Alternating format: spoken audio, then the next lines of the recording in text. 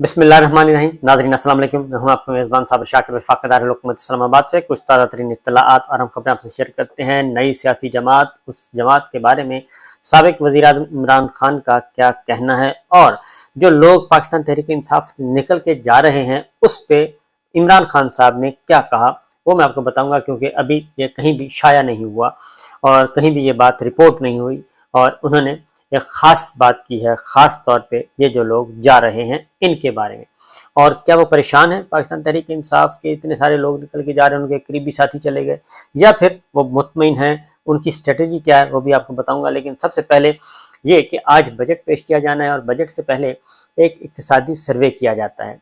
पिछले साल जो इक्तिसादी सर्वे किया गया, इक्तिसादी सर्वे पेश किया गया था, यानी कि इमरान खान साहब की दौरे हुकूमत का उस दौरान वो इक्तिसादी सर्वे बिल्कुल बेहतरीन इक्तिसादी सर्वे कहा गया था। उसमें तस्लीम किया गया था कि पाकिस्तान जो है इमरान खान साहब की गवर्नमेंट में मुआशी एतबार से ऊपर जा रहा था, टेक ऑफ कर रहा था और मईशत स्टेबल थी, शरह नमू बहुत ज़्यादा थी और इक़्तिसादी तरक्की की रफ्तार भी मुतमईन थी और पाकिस्तान एक टेक ऑफ करने की तरफ जा रहा था और पाकिस्तान की मईशत मुस्तहकम होने की तरफ जा रही थी।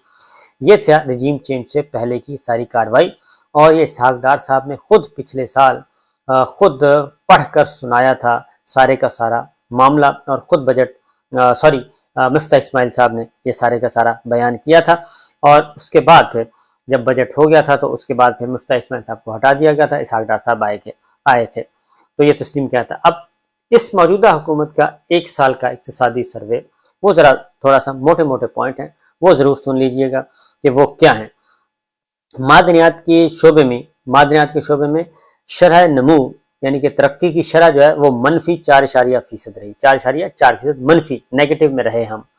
मैन्युफैक्चरिंग की ग्रोथ मनफी 3.9 यानी उसमें भी हम तनज़्ज़ुली की तरफ गए हैं और बड़े सनती शोबे की शरह नमू मनफी 7.9 तकरीबन 8% हम तनज़्ज़ुली की तरफ गए। तामीरात के शोबे की ग्रोथ मनफी 5.5% नीचे की तरफ गए। इंडस्ट्री सेक्टर की शरह नमू 2.9%, खिदमात की शरह नमू 0.85% और रवा माली साल के दौरान बरामदात का मुतय्यन हदफ भी हासिल ना हो सका और 25 अरब 36 करोड़ डॉलर की बरामदात रहीं और अहम फसलों की पैदावार की ग्रोथ मनफी 3.2% रही, यानी हमने ज़राअत में भी तनज़्ज़ुली की तरफ गए हैं। अहम फसलों की पैदावार ग्रोथ मनफी 3.2% रही। कॉटन गेनिंग की ग्रोथ मनफी 23% रही, मनफी 23%। और जब हमारे यहाँ जब पाकिस्तान तहरीक इंसाफ की गवर्नमेंट थी इमरान खान साहब की, तो उस वक्त ये हमारी तरक्की जो है वो हमारी जो टेक्सटाइल इंडस्ट्री है ख़ासतौर पर फैसलाबाद की, उसका साल 2 साल के ऑर्डर बुक थे, ये सिचुएशन थी। और रवा माली साल के दौरान रियल स्टेट शोबे की ग्रोथ 3.72% रही सिर्फ और आमदनी फीकस जो है वो $1568 रिकॉर्ड की गई। ये है हमारी कुल जमा पूंजी जी, और इसमें हर शोबे में हम नेगेटिव में गए हैं और कोई एक शोबा भी ऐसा नहीं जिसमें हमने तरक्की की हो। इसके साथ साथ जो बाकी बेरोजगारी की शरह में इजाफा हो रहा है, महंगाई तकरीबन 40% बढ़ चुकी है, 40% बढ़ चुकी है मजमूई तौर पे। और इसहाक डार के मुताबिक जो शरह मुताबिक 6% शरह नमू वो थी गलत थी, तो इसको फिर डार साहब को ठीक करना चाहिए था, ये मुजम्मल साहब कह रहे हैं। और रवा साल पाकिस्तान की GDP शरह 0.3% रही, जो कि गुज़श्ता साल 6% थी जब इमरान खान साहब को इक़्तिदार से हटाया गया, 6% और अब है 0.3%। तो ये तो हमारे हैं जी आदाद शुमार जो कि खुद गवर्नमेंट ने पेश किए हैं इसने। तो ये तो हो गई इकोनॉमी की सूरत हाल कि ये इकोनॉमी मिसाक मईशत कहते हैं ना, कि ये मिसाक मईशत का बड़ा जोर लगाते हैं। जरदारी साहब ने भी कल जिक्र किया, शहबाज शरीफ साहब भी बहुत करते हैं मिसाक मईशत। तो ये 14 जमाती हुक्मरान इत्तेहाद है, 14 जमातें हैं, सारी की सारी इक़्तिदार में हैं, कोई एक जमात ऐसी नहीं जो इक़्तिदार में ना हो, लेकिन एक सिर्फ पाकिस्तान तहरीक इंसाफ है इक़्तिदार से बाहर अपोजिशन में बैठी है। और इसी पाकिस्तान तहरीक इंसाफ के बारे में बाजवा साहब कहते थे कि जी हम तो इनको उंगली से पकड़ कर चलना सिखा रहे हैं, इनको तो हमने बहुत पैम्पर्ड किया और इनको तो पता ही नहीं था इमरान खान साहब को, ये तो बहुत ही बैड गवर्नेंस थी और ये इकोनॉमी तो हम चला रहे थे। तो अर्ज़ ये करना है, और साबिक DGI SPR یاد آ رہے ہیں بابر افتخار صاحب کہ جیسے ہی گورنمنٹ آئی تو انہوں نے کہا دیکھیں جی روپیہ سٹیبل ہو گیا ہے، اور آنے والے دنوں میں آپ دیکھیں گے کہ اس حکومت کے کتنے اچھے ثمرات آئیں گے۔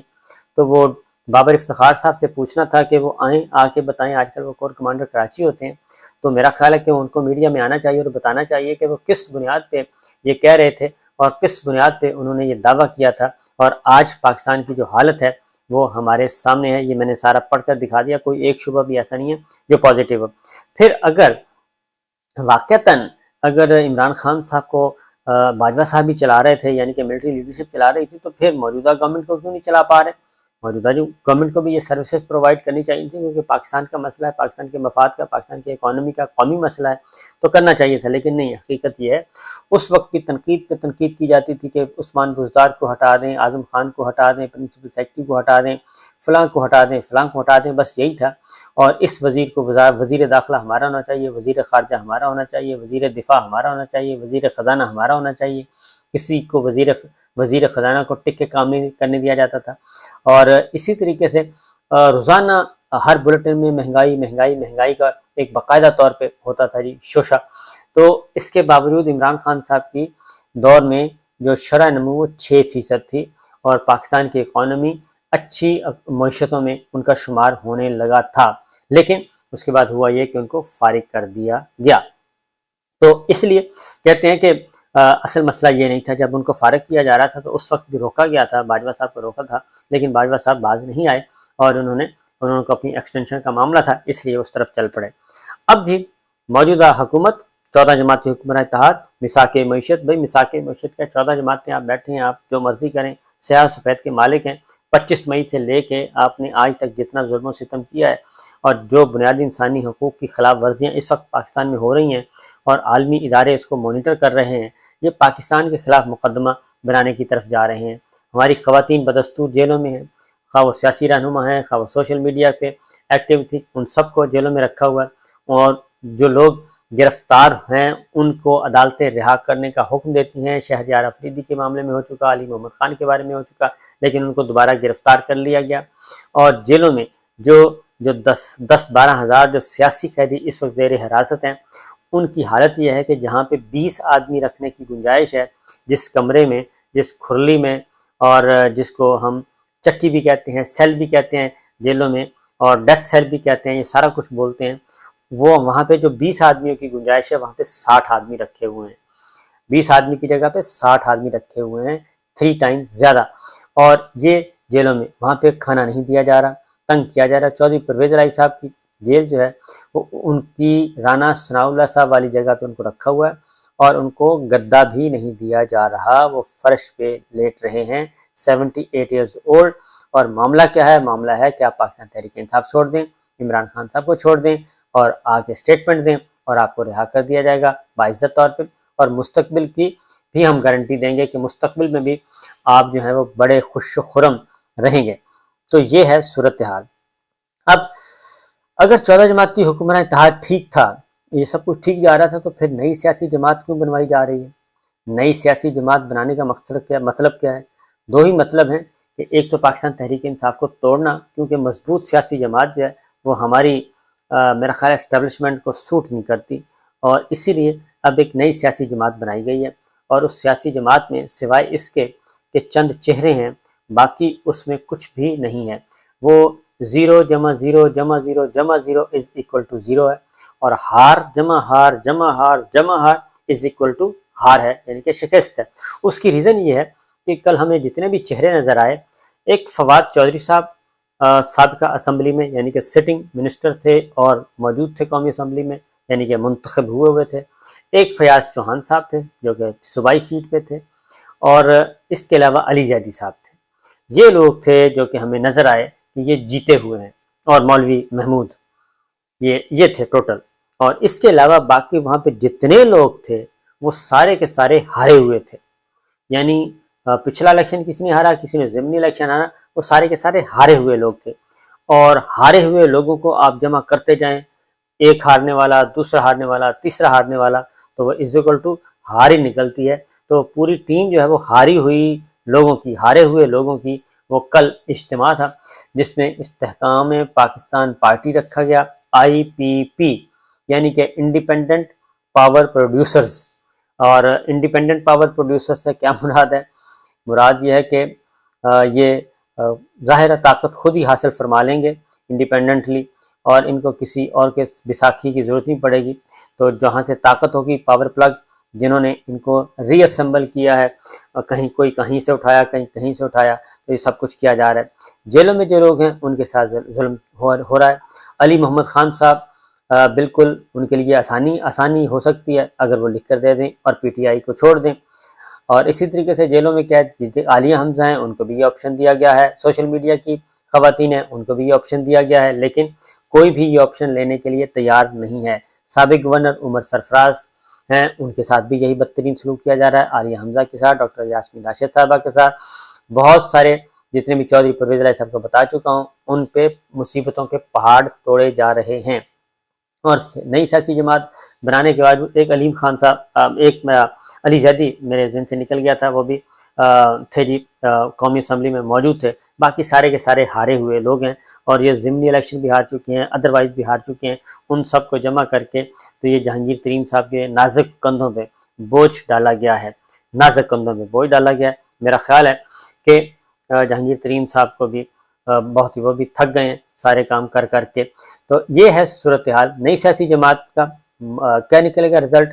اس کا رزلٹ بھی وہی نکلنا ہے۔ آپ نوٹ کر لیں کہ ان میں سے کوئی شاذ و نادر ہی ہے کوئی جیت جائے عمران خان صاحب کے بغیر۔ اسی لیے عمران خان صاحب سے کسی نے پوچھا کہ جناب خان صاحب آپ یہ بتائیں، آپ کی ساری جماعت تو تر بتر ہو رہی ہے، سارے چھوڑ کے جا رہے ہیں، تو آپ یہاں پہ کیا کر رہے ہیں؟ تو آپ بھی ذرا تھوڑا سا ریسٹ لے لیں، بیرون ملک چلے جائیں، کوئی گپ شپ لگائیں، بچوں کے ساتھ وقت گزاریں، کیا یہ ٹینس ہو رہے ہیں آپ؟ تو خان صاحب نے بیرون ملک تو جانے سے بالکل انکار کر دیا۔ انہوں نے کہا جی ابھی تک میں یہیں ہوں اور یہیں رہوں گا اور دیکھوں گا کہ کیا ہوتا ہے، اور اگر یہ میرے خلاف کچھ کرنا چاہ رہے ہیں تو بے شک کریں، اور میں حاضر ہوں، اور جو کچھ بھی کریں گے اس کے لیے ہم دستک کھڑکائیں گے، دستک دیں گے اعلیٰ عدلیہ کو، عوام کی عدالت لگے گی اور وہاں ہم جائیں گے۔ تو یہ سچویشن ہے جی۔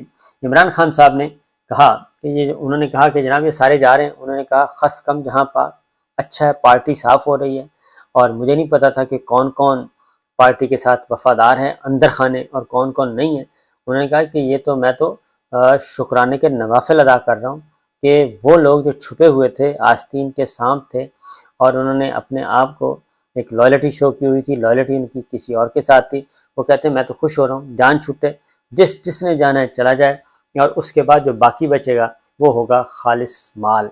اور خالص مال، وہ کہتے ہیں کہ خالص مال جو ہے اسی کے ذریعے ہم نے جیتنا ہے، ہم نے ان لوٹوں کے ذریعے نہیں جیتنا۔ تو لہٰذا یہ جو کہا جا رہا ہے کہ جناب بس عمران خان صاحب کی پارٹی گئی کہ گئی، تو وہ کہتے ہیں کہ یہ تو شکر الحمدللہ ہے کہ آپ نے جو میری صفوں میں موجود تھے، آستین کے سانپ اور کمزور دل لوگ تھے، ان کو آپ نے بے نقاب کر دیا۔ کچھ جو لوگ گئے ہیں خان صاحب کے علم میں، وہ کچھ لوگ تو میرا خیال ہے کہ وہ اجازت لے کے گئے ہیں۔